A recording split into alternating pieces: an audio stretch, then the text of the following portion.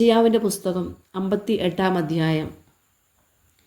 യെശയ്യാവിൻ്റെ പുസ്തകം 58-ാം അധ്യായം.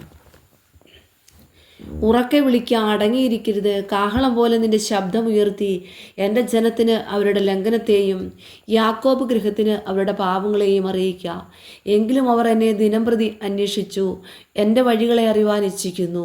നീതി പ്രവർത്തിക്കുകയും തങ്ങളുടെ ദൈവത്തിൻ്റെ ന്യായം ഉപേക്ഷിക്കാതെ ഇരിക്കുകയും ചെയ്ത ഒരു ജാതിയെപ്പോലെ അവർ നീതിയുള്ള വെപ്പുകളെ എന്നോട് ചോദിച്ചു, ദൈവത്തോടടുപ്പാൻ വാഞ്ചിക്കുന്നു. ഞങ്ങൾ നോമ്പ് നോൽക്കുന്നത് നീ നോക്കാതെ ഇരിക്കുന്നതെന്ത്? ഞങ്ങൾ ആത്മദമനം ചെയ്യുന്നത് നീ അറിയാതെ ഇരിക്കുന്നതെന്ത്? ഇതാ, നിങ്ങൾ നോമ്പ് നോൽക്കുന്ന ദിവസത്തിൽ തന്നെ നിങ്ങളുടെ കാര്യാദികളെ നോക്കുകയും നിങ്ങളുടെ എല്ലാ വേലക്കാരെയും കൊണ്ട് അധ്വാനിപ്പിക്കുകയും ചെയ്യുന്നു. നിങ്ങൾ വിവാദത്തിനും കലഹത്തിനും ക്രൂരമുഷ്ടി കൊണ്ടും അടിക്കേണ്ടതിനും നോമ്പ് നോൽക്കുന്നു. നിങ്ങളുടെ പ്രാർത്ഥന ഉയരത്തിൽ കേൾപ്പാൻ തക്കവണ്ണമല്ല നിങ്ങൾ ഇന്ന് നോമ്പ് നോൽക്കുന്നത്. എനിക്കിഷ്ടമുള്ള നോമ്പും മനുഷ്യൻ ആത്മതപനം ചെയ്യുന്ന ദിവസവും ഇങ്ങനെയുള്ളതോ? തലയെ വേഴത്തെ പോലെ കുനിയിക്കുക, രട്ടും വെണ്ണീരും വിരിച്ചു കിടക്കുക. ഇതാകുന്നുവോ ഉപവാസം? ഇതിനോ നീ നോമ്പെന്നും യഹോവയ്ക്ക് പ്രസാദമുള്ള ദിവസമെന്നും പേർ പറയുന്നത്? അന്യായ ബന്ധനങ്ങളെ അഴിക്കുക, നുകത്തിൻ്റെ അമിക്കയറുകളെ അഴിക്കുക, പീഡിതരെ സ്വതന്ത്രരായി വിട്ടയക്കുക, എല്ലാ നുകത്തെയും തകർക്കുക. ഇതല്ലയോ എനിക്ക് ഇഷ്ടമുള്ള ഉപവാസം? വിശപ്പുള്ളവന് നിന്റെ അപ്പം നുറുക്കി കൊടുക്കുന്നതും അലഞ്ഞു നടക്കുന്ന സാധുക്കളെ നിന്റെ വീട്ടിൽ ചേർത്ത് കൊള്ളുന്നതും നഗ്നനെ കണ്ടാൽ അവനെ ഉടുപ്പിക്കുന്നതും നിന്റെ മാംസരക്തങ്ങളായിരിക്കുന്നവർക്ക് നിന്നെ തന്നെ മറയ്ക്കാതെ ഇരിക്കുന്നതും അല്ലയോ?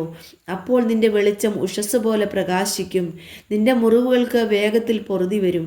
നിന്റെ നീതി നിനക്ക് മുമ്പായി നടക്കും, യഹോവയുടെ മഹത്വം നിന്റെ പിൻപടയായിരിക്കും. അപ്പോൾ നീ വിളിക്കും, യഹോവ ഉത്തരമരുളും. നീ നിലവിളിക്കും,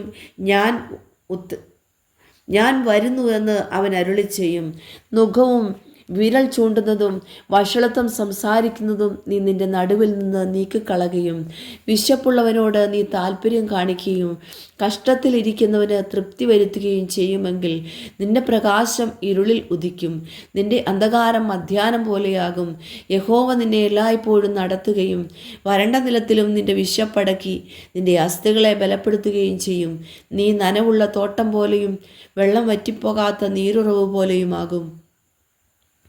നിന്റെ സന്തതി പുരാതന ശൂന്യങ്ങളെ പണിയും, തലമുറ തലമുറയായി കിടക്കുന്ന അടിസ്ഥാനങ്ങളെ നീ കെട്ടിപ്പൊക്കും. കേടു തീർക്കുന്നവനെന്നും കുടിയിരിപ്പാൻ തക്കവണ്ണം പാതകളെ യഥാസ്ഥാനത്താക്കുന്നവനെന്നും നിനക്ക് പേർ പറയും. നീ എൻ്റെ വിശുദ്ധ ദിവസത്തിൽ നിന്റെ കാര്യാദികൾ നോക്കാതെ ശബത്തിൽ നിന്റെ കാൽ അടക്കി വച്ച് ശബത്തിനെ ഒരു സന്തോഷമെന്നും യഹോവയുടെ വിശുദ്ധ ദിവസത്തെ ബഹുമാന യോഗ്യമെന്നും പറയുകയും നിന്റെ വേലയ്ക്ക് പോകുകയോ നിന്റെ കാര്യാദികളെ നോക്കുകയോ വ്യർത്ഥ സംസാരത്തിൽ നേരം പോക്കുകയോ ചെയ്യാതെ വണ്ണം അതിനെ ബഹുമാനിക്കുകയും ചെയ്യുമെങ്കിൽ നീ യഹോവയിൽ പ്രമോദിക്കും. ഞാൻ നിന്നെ ദേശത്തിലെ ഉന്നതങ്ങളിൽ വാഹനമേറ്റി ഓടുമാറാക്കുകയും നിന്റെ പിതാവായ യാക്കോബിൻ്റെ അവകാശം കൊണ്ട് നിന്നെ പോഷിപ്പിക്കുകയും ചെയ്യും. യഹോവയുടെ വായല്ലോ അരുളി ചെയ്തിരിക്കുന്നത്.